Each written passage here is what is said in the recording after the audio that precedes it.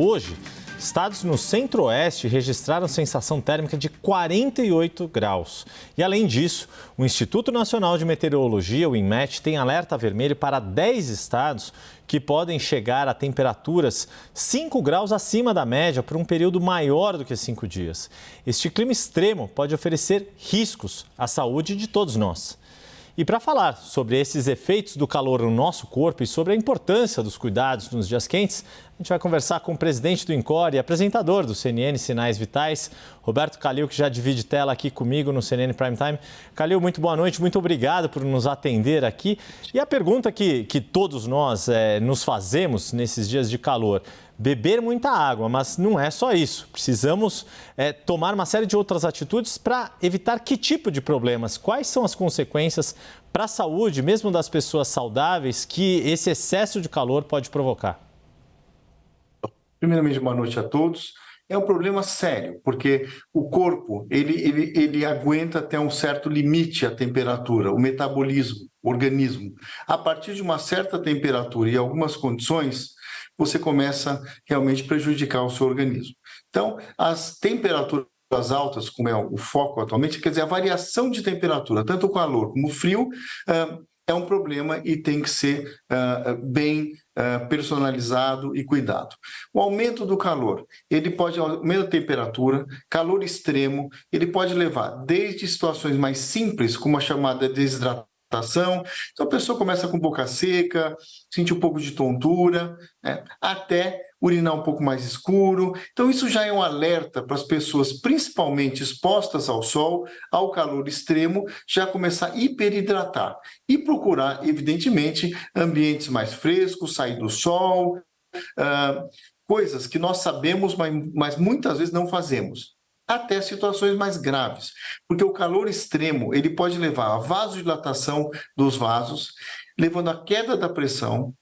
A queda da pressão, juntamente com o aumento da viscosidade do sangue, o sangue fica mais grosso, aumentando o risco de infarto e acidente vascular cerebral. Recentemente, publicado em 2022, numa revista Lancet, que é uma revista extremamente respeitada no mundo, eles fizeram um mapeamento de estudos em relação ao calor e aumento de infarto, arritmias cardíacas e até morte e acidente vascular cerebral, desde 90 até 2022. E comprovado que altas temperaturas aumentam o risco dessas situações, principalmente em populações que têm comorbidades.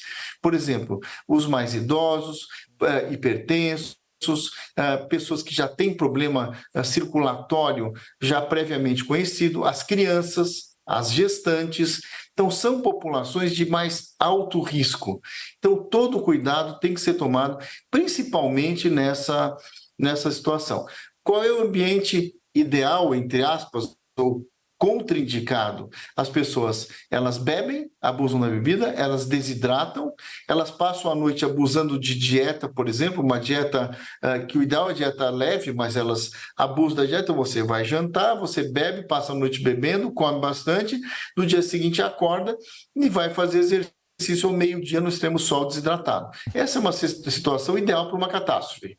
Então, todo cuidado é pouco. Então, não adianta só, vou me hiperidratar. Claro, hiperidratação é fundamental. Pois é, Calil, você mencionou essa questão, por exemplo, do esporte feito num horário inadequado. A gente sempre ouve, todos os nossos repórteres, inclusive, quando vão trazer as notícias do calor, falam: olha, evite fazer atividade física excessiva a partir das 10 da manhã até 3, 4 da tarde, dependendo da região. Agora, que tipo de efeitos, como é que o corpo sente com maior gravidade esse problema do calor excessivo nesse horário em específico, e o quanto é mais grave nesta época do ano, esse calor fora de época, ou um calor excessivo nesta época, com o problema da secura? A gente também tem visto, no giro que a gente fez no começo dessa edição do Prime Time, algumas cidades, Brasília, mesmo aqui em São Paulo, Belo Horizonte, com um problema também de baixa umidade. Principalmente o que eu falei, o calor, ele causa uma vasodilatação, uma queda da pressão. Queda da pressão, o coração começa muitas vezes a bater mais rápido, tem taquicardia, então há um esforço maior do coração. né? Levando também aumento da viscosidade do sangue, o sangue fica mais grosso, aumentando o risco de você fechar uma artéria, tanto do coração como do cérebro, né? Que são situações gravíssimas, você entra em colapso e aumentando o risco de acidente vascular cerebral, que é o derrame, e infarto agudo do miocárdio, e são situações bem graves.